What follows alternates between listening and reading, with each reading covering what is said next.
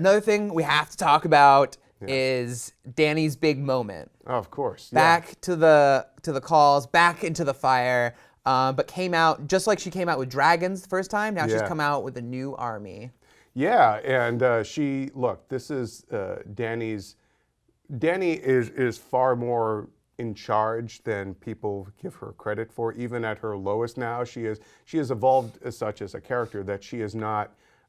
When she gets into a predicament, she can find a way to get out of it. She's become much more, yes, politically astute, but also how to handle herself on her own. She didn't need the dragons this week to come and save her, and it was being set up that Jorah and Dario were gonna do that, and she's like, "Nope, I got this." Yep. And that was badass. That was one of the best kills ever on that show. I mean, entire room full of guys. Again, without their swords, they were pretty much done. Yeah, that was crazy. I have to bring up a book discrepancy that people are actually really mad about. Is that in the books she's not fireproof like that. Yeah, it's not like an that was a ongoing one-time superpower. thing. Yeah. And so, but in the show they seem to have embraced that. Although we haven't gotten to this point in the books yet, so maybe it will happen again for her. But yeah, so it's not just like a thing like she's fireproof, but it was awesome and it didn't matter. Yeah, no, it did. It was great too because it was very symbolic and clearly now she has the Dothraki on her side and she's going to go back to Meereen and she's getting that army and maybe even some ships together at some point, I'm sure.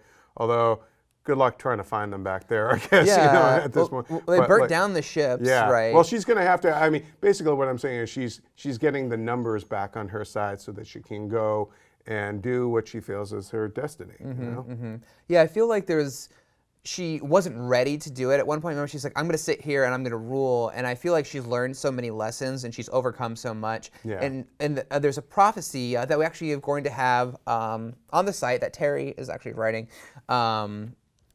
That said, in order to go forward, must go back. I'm sorry, I'm screwing up the wording. To go east, you must go west. I know, it's very Simpsons kind of. Yeah, but it's something like that. That she had to go back to being like nothing and being like pretty much a prisoner to the same scenario she was before in order to move forward. And this prophecy has come true. She went back to the Dothraki, and now she's going forward with an army that she didn't have before. She lost her Barney Rubble outfit though. I noticed that. Oh, it's too bad. But that means she'll eventually get back in her. Maybe she'll give me that dragon necklace back. Like that was my thing. I want my stuff back. And just one more thing before we move on. I thought that was just so great that again it wasn't those two guys who rescued her, and it wasn't the dragon. I guess a lot of people were thinking she'd whistle and the dragon would come in and eat them all. But it was all her doing it, and that was an incredible moment. It really was, and it was a character-driven moment. It shows that she's a survivor and she has a cold